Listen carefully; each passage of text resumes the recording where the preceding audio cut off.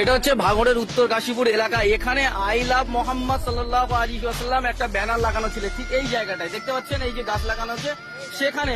এখানকার এলাকার লোকজনের অভিযোগ যে পুলিশ রাত 12টার সময় এসে একজনকে তুলে ডেকে নিয়ে রাত 1টা-1:30টার সময় এসে পুলিশ ডেকে নিয়ে কিন্তু সেই আই লাভ মোহাম্মদ লেখা যে ব্যানার ছিল সেই ব্যানার কিন্তু তুলে নিয়ে খুলতে বাধ্য করেছে বলে এখানকার লোকজন অভিযোগ করছেন।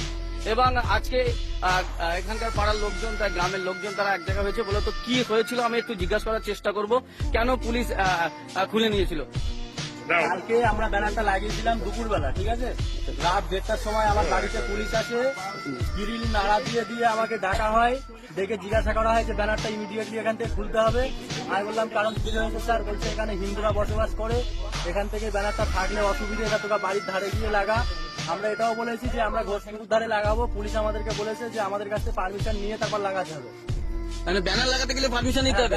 এখানে তো হিন্দু মুসলিম সব একসাথে বসবাস করে। এটাও বলেছে যে তোরা এখানকার স্থানীয় কিনা, তোরা এখানে কটা ঘর বাস করিস, তোদের টাইটেল কি, হ্যাঁ সমস্ত আর কি পুলিশরা আমাদেরকে এরকম প্রশ্ন করে।